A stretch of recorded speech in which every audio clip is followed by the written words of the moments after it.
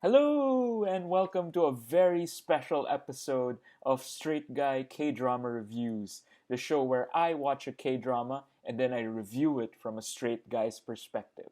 So I'm calling this a special episode because for the very first time, I'm going to review a K drama that's still ongoing.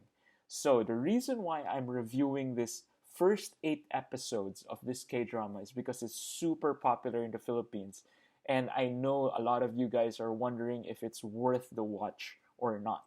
So the K drama I'm reviewing is It's Okay Not to Be Okay. It's available on Netflix, and so let's start this special 10-point review. Remember, I'm only going to be talking about the first 8 episodes. So the plot. Okay, so the basic plot is between two main characters. One is a superstar children's book writer, and she seems very dark, has an abrasive personality, seems very uncaring and unafraid. And then the other main character is this very dutiful, strong, silent type nurse's assistant that works in a mostly in psychiatric hospitals. And this character also takes care of his brother, who is on the autistic spectrum. So a lot of this show, while there is this main uh, romance going on, is really a show that talks a lot about mental health. And I think this is huge because in Korea and much of Asia, mental health is still this very dark issue.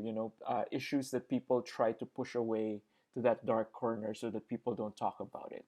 So I think this is a very important show in that aspect. In fact, one of my favorite parts of this show is that they're already working in a psychiatric hospital, but I think it's on purpose that almost every single character asks another character, "Are you crazy?" So I think that's really the main theme of this show.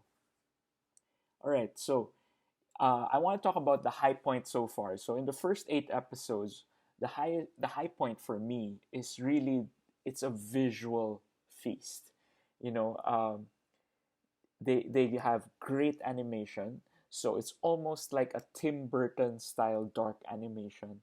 But they also employ animation that's superimposed on live action, and then they have a lot of they use what we call this really excites me as a film nerd. They have a lot of image to image transitions, and meaning there's this shot and it ends and it transitions into another shot that's very similar to how they look. um, and also they use a lot of internal framing, for example. So the shots are beautiful, but at the same time, the shots themselves talk a lot about the metaphors that you can see on the show. So one particular favorite of mine is on the very first episode.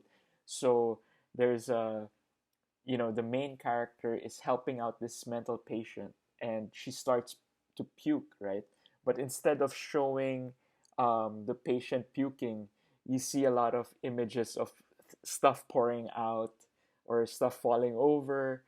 So you kind of get the image already that she's puking, but instead of seeing the puke, you're seeing other shots, right? Other suggestive shots. So that's one of my high points for this show. About favorites so far for the first 8 episodes. For me, my favorite is the theme. The theme is as it talks about mental health, mental issues. They focus a lot on duality. So I really like that. I like the fact that almost every major aspect of this show has a certain duality to it. So, for example, the writer, she writes a lot of children's books. So they talk a lot about fairy tales, and I think fairy tales is like the most dual thing because it's for children supposedly, but it's also some of the most gruesome stories you can ever find, right? So it's very two sided, and all the characters are the same as well. So, for example, the main character, Moon Young, the writer, she seems very dark, very scary.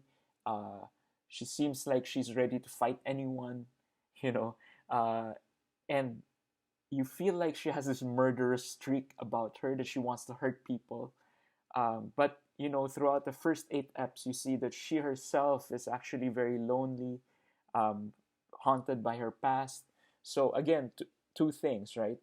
And then if you look at the other main character, Gangtae, again, it's very dual. He seems to be very dutiful, like he's very patient, he's ready to serve others, but at the same time, you could see that it's bubbling in him that all he wants is to run away from his duties. Take a vacation. Live a life where he has no responsibilities. He's dying for that. So again, very dual. Um, so I think that's my favorite part of this show, is that it's not enough for them, just for the main characters to have dual sides to them, but even the theme itself has dual sides. Things that certain actions or things that we normally deem as bad can turn out to be good, and then things that we think are good can actually turn out to be bad. So it's just really amazing storytelling so far. So my favorite bit is the two main characters, so Munyong and Gante. They face each other and they tell each other things that the other person does not want to hear. And then right after that, the elevator closes on them. And you can see that, the elevator door is shiny, right? So it acts as a mirror, and so they see only their face when it closes. And I thought that was a beautiful statement, that each of these people, the reason why they're sort of connected and they can't leave each other, is that they're forcing one another to face themselves, to face the issues that they're trying to avoid. So, again, mind blowing metaphors, right? Okay, number four. Let's talk about the actors. So first, Seo Ye Ji, who plays Moon Young, the writer, and I gotta say, I've never seen her in other K dramas so far, but she is stunning. She is gorgeous, super sexy, and an absolute presence. Like every time she's on screen, you cannot help but look at her. Like even if there's other characters, your eyes just focus on her. And I really love the way she acts, because she gives off this very um, mysterious aura. You're always suspicious of what she's thinking and what she's trying to do, and that makes the character super interesting, because again, you're not sure throughout the first 8 episodes. You're not sure if she's a good person, she's a bad person. Are all the good things she's doing just plain luck, like just being in the right place at the right time, or is she much smarter than that, and she's actually trying to help people, right? This She's able to portray this mystery, and I think that's really really great acting on her part.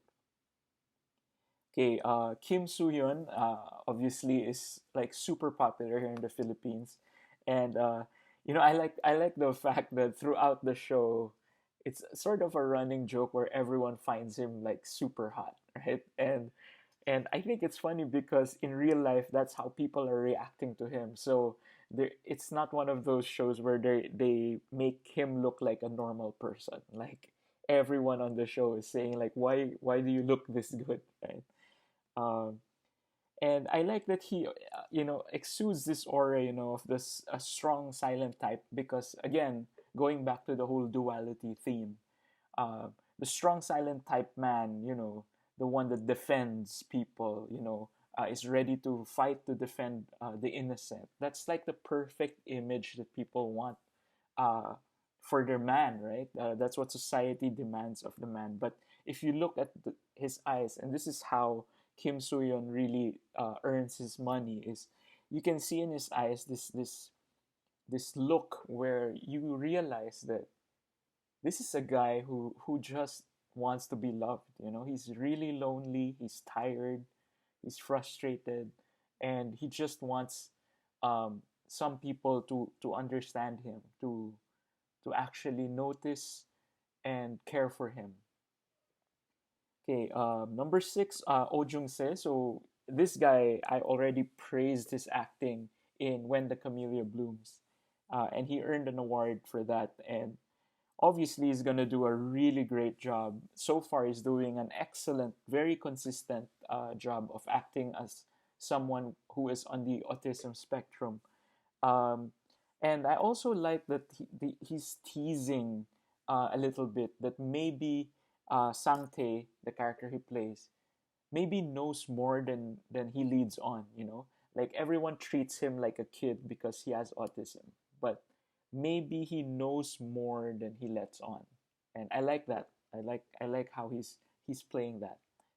Okay, number seven, Park Kyu Young plays Nam Juri, who um, very clearly in the first eight eps is absolutely enamored with Gang Tae, right? And again, the duality part is there. You know, she seems to be the uh, perfect woman, right? She's a nurse. She loves helping people. She's close to her mom. She's very shy, very demure. So that's what society kind of wants in her. But when she's alone with Munyong, uh, who she considers her rival, right, for Gangtae. The claws come out, and she's actually this person that is so angry, has so much pent up frustration and anger in her. So, I mean, they play it off as a comedy, but I think it's interesting that she's like that. All right, number eight, food and fun. So for the first eight eps, there's not a lot of food porn, but definitely they're really giving the glory to Jjampong.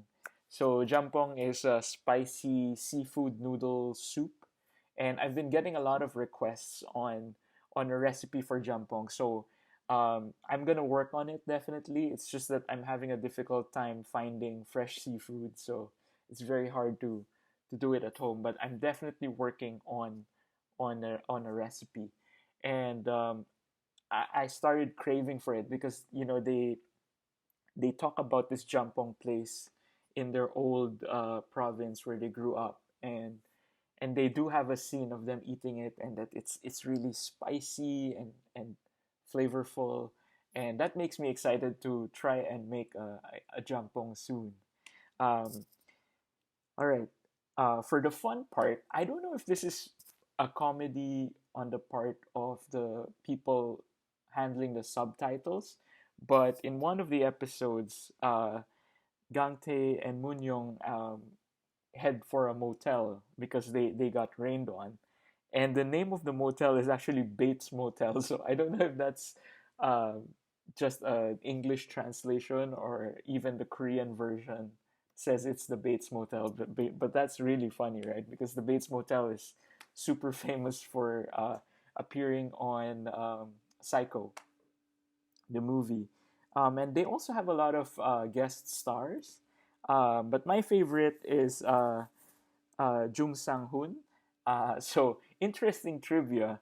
I watched Jung Sang Hoon on My Contracted Husband, Mr. O, and I thought for a while that he was Oh Jung Se. So the fact that they're both on this show is just funny for me.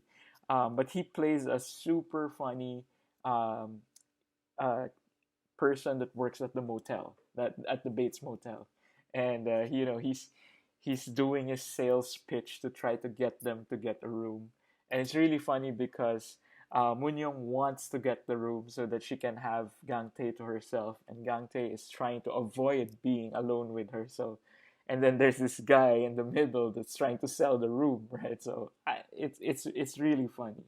Okay, number nine. So I can't give a full verdict yet because it's just the first eight episodes. So instead, I want to talk about what my hope is for the next half of the show. So this show is slated to have 16 episodes. So what do I hope for? I hope for a little bit of consistency in using these visual metaphors, these animation, because sometimes these really successful Korean shows, they start off, spending so much on their budget, right? And then they start skimping on the budget as the episodes go on. So I hope that they have enough budget to continue these beautiful visual metaphors. So I hope they continue with that. And for me, I want to know if they're going to continue with these beautiful stories of mental health. Again, this is a subject that not a lot of Asian TV shows really talk about. And I hope that the show continues to do that. Um, one of the particularly touching stories of mental health was this guy who seems to be a troublemaker. He's the congressman's son. He loves to go nude and expose himself and have manic episodes. And it's one of the things that was so touching about it was that the one thing he really wanted was just people to pay attention, right? And I think that a lot of times, we misunderstand people. We think they're crazy, we think they're weird, but really all they want is just for people to notice them, for them to know that they're not invisible, right? So these are the stories that I want to talk about. And finally, I want to see a real revelation how about what mental health really is, right? Because what's normal, what's abnormal, right? They're starting to talk about it in the first 8 eps. So I hope that they finish talking about this, because what really is normal, or what is proper behavior, right? They're talking about it already, and I think it's fascinating, right? Like, being polite, for example, seems to be good, but does it do anybody any good if you're just polite? But maybe sometimes you have to be brutally honest, right? Um, things like that. So I hope they keep talking about that. All right, first half rating. So for me, overall, just the visuals, right? Just the visuals alone, and the acting from Kim Soo Hyun and Seo Ye Ji and Oh Jun Se. I have to give this a 10 out of 10. This is one of the most visually engaging K dramas I've seen. Um, and to think there's not a lot of action, there is, but for them to be able to keep this really exciting is already amazing. But I also have to give it a straight guy rating for the first half, and I would say 8 out of 10. Um,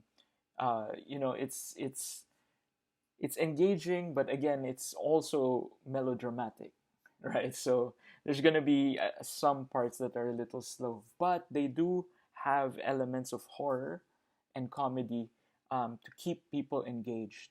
And again, if you're really a fan of visuals, then you really need to see this show.